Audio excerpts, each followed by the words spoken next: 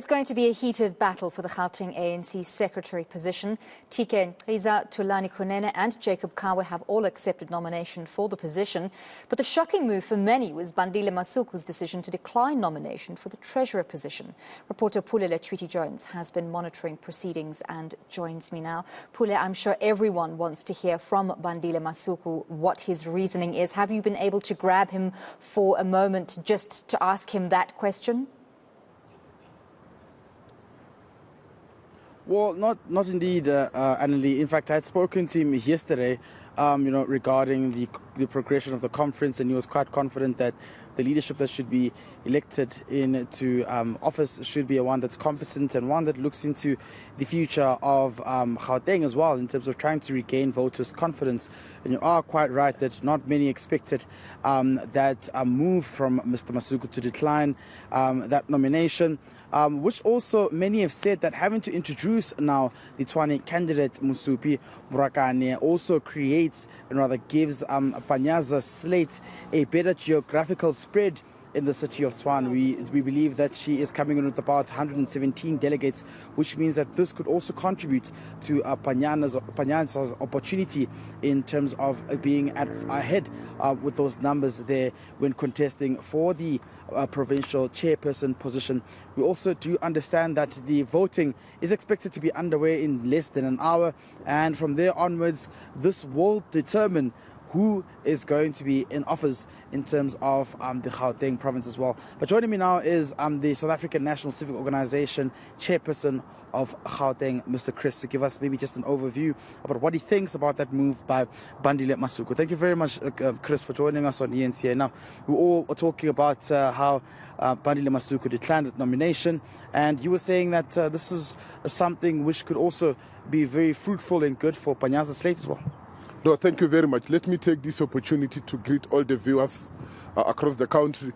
You will remember that as Civic, we have been forever saying, let the principle that is in a form of culture in the African National Congress prevail, where the chairperson, the deputy chairperson will ascend to become the chair. Obviously now Panyaza, being the deputy chairperson for the past 4 years, he has graduated to become the chair. And in that particular role, we said, what is that can make better? What kind of team that he wants? So whoever that is aligned to Panyaza, it can make a good team so that we are able to restore or regain the lost confidence that we have lost, that made us to lose a number of voters. Now, when Bandile found himself had to contest against Mragan, he was confronted by us to say, this cannot be good for the movement. It can also not be good for the team. The best thing that we must do, you decline. And of course, he has shown maturity because he had to understand that one other thing that must prevail in that particular team is to ensure that all the regions are covered. So bringing in the likes of Mragane, we also consider the issue of women and the issue of experience of where she has been serving. And we said it's time that Swan be given that particular position. Therefore, there's no quarrel, there's no problem with Bandile. And he has done it voluntarily after he was confronted and convinced that for the good sake of the progress of Gauteng, let me withdraw. And we really want to thank him very much for that. Had he not declined, how would this affect Panyaza's slate? No, it's not affecting Panyaza negatively. It affects it positively in a way that it boosts, because it's not going to divide the votes. Remember, had he stood and accept the nomination, it means there were going to be people who are within the very same camp of Panyaza who are going to find themselves being divided. In this case, what is going to happen is that we go there as a block, then she's going to emerge it all nicely. She's just cruising, waiting for the for the result. She has taken that, man. Mujabeli is not going to see the light of the day. He must just forget. As Sanko, you've also called on accountability, particularly in the province of Gauteng as well. Your regional chairperson in Thulani is saying that there has been a lot of corruption, and that's one of the reasons why you've bled some of your votes to opposition parties. Do you believe that as Sanko, with the correct leadership, it's high time that you forge ahead and ensure that the city, or rather the province, which is the economic hub, and under the ANC as well, you work onto regaining those numbers back?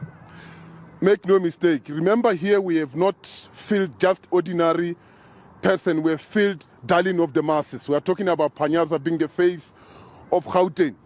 Everybody knows what he's doing, what he's capable of. What a clean guy.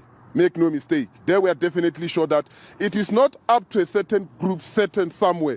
It is the masses who said it's now high time that Panyaza, what we have done in the Department of Education, take it up. In this case, do it the entire country. There's no problem that I don't even have a doubt that is going to fail us. The issue of outstanding corruption cases, no, we are coming there.